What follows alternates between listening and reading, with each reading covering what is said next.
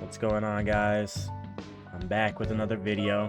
This time it's in response to somebody that is in the YouTube comments as a reply to my instant block video. I plateaued after getting to Celestial. By that I mean I get bodied more often than not, lol. And I've been looking for tips to get over the hump. I'm gonna try to implement more instant blocks in my play and hope for the best. And I was like, you know what? I feel like a lot of people are gonna run into this issue. Every month Celestial gets harder, and a lot of that is to do with the growth of the individual player base. And Celestial may be harder to obtain because the level of players are going to be a lot higher than what you remember when you first started playing. So you're going to plateau, and it may show you your weaknesses.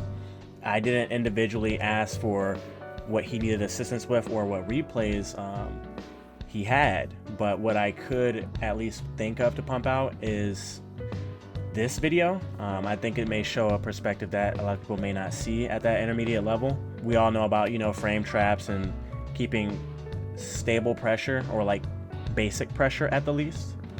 But what happens once you fight opponents that at the higher level in Celestial, they may tend to block, react, or punish you properly? And I'm going to show you what you can do about that. So first things first is understanding how characters kind of work. Matchup specific information will be really helpful alongside frame data information and situational awareness. This is stuff that I don't really want to show in this video because there's a bunch of characters, as you can see, and every character's situational awareness scenarios are different. You can't just pick Kai and be like, okay, after he does sweep, these are his options, and then Souls is exactly the same. They're not. But understanding these individual situations and like reacting to what you see, it helps a lot. Frame data, how you want to work around it, that's kind of on you. If you want me to make matchup videos, I can. That can help with that. But I'm not going to do it for the entire base because we're not trying to watch an hour-long video, bro. Come on. So what I'm about to show is a positioning for the offensive that can give you advantage alongside safety when done properly. Once you've established a structure of offense, whether it be throw bait, frame trap, catching jump startup to be jumps or fuzzy jumps, or any additional options your character may have, and the opponent is dealing with it well by either reacting, escaping, understanding your timing, or even punishing you, you can commit less and watch more. And what I mean by this is moving back to a spacing that you can visually control, as well as be safe from fast normals or relatively rewarding ones. In most cases, the spacing should let you control the airspace around you, react to forward movement, as well as give the opportunity to whiff punish or counter hit the opponent. All in all, keeping them in the same position, so all of these options should either put them back towards the corner or hit them. The benefits for you is that you're able to move back and adjust positioning freely, but your opponent doesn't have the same options because they can't move backwards, they're stuck at the wall. And this can open up windows for overextending on your part as well, but once again, it kind of only becomes a viable option once respect has been established. So if you haven't hit your opponent out of their jump startup or out of situations where they tend to mash, then there's a chance that you haven't conditioned them to where you can put them in a controllable position. They may not even be thinking about where you can hit them because you're letting them get out in ways that they should not be able to get out to begin with.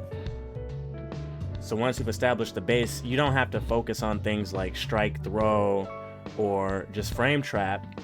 You can control a distance to make them act and then hit them when they've made this decision to move or attack you.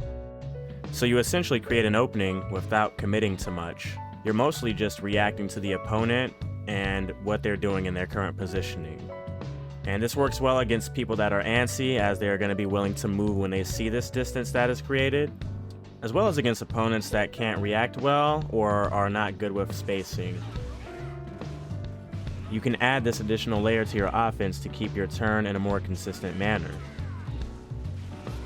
Let me show you some examples of offense where holding this positioning or backing off becomes just as effective as direct pressure. Okay, So Sato lands the hit here. He's gonna take him to the corner with the FRC combo.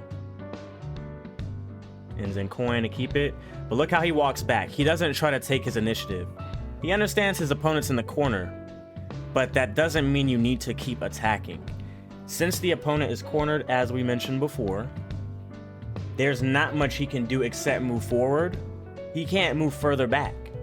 So Sato can adjust his positioning to a favorable position, and if the forward movement happens, his reaction time will be buffed because there's distance that he can react to.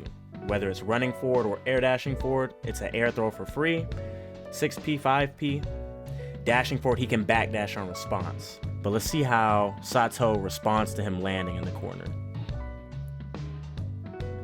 He's waiting here. Whiff punish. Same situation, corner presence. At the same exact spacing as we said before. So Order Soul's pokes here don't really amount to anything. He can do Rocket, which will reach immediately.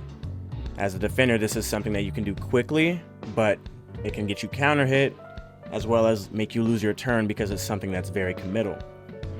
So let's see what happens here as well.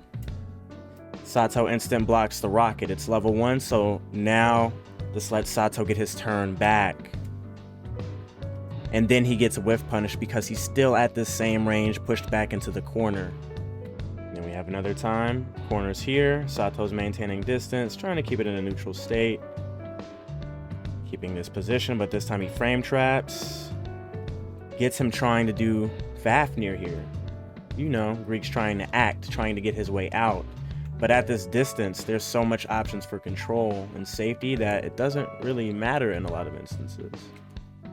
And now I'll show you my Celestial footage of me doing the same concept and how the opponent's offense is worse as he's trying to directly hit me and not structuring based on how I'm responding.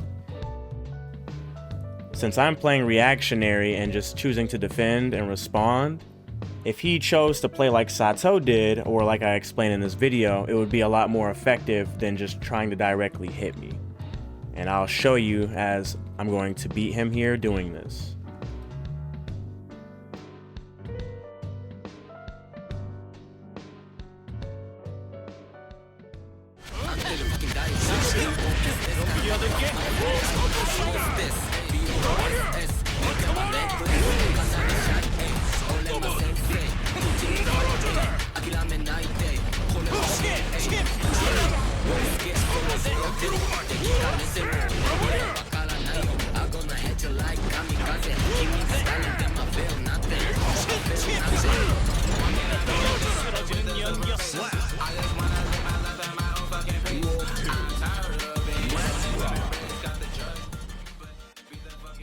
If you do want some further detail on this concept, or even have any additional questions or requests for a type of video I should drop next, leave a comment below. And aside from that, thanks for watching.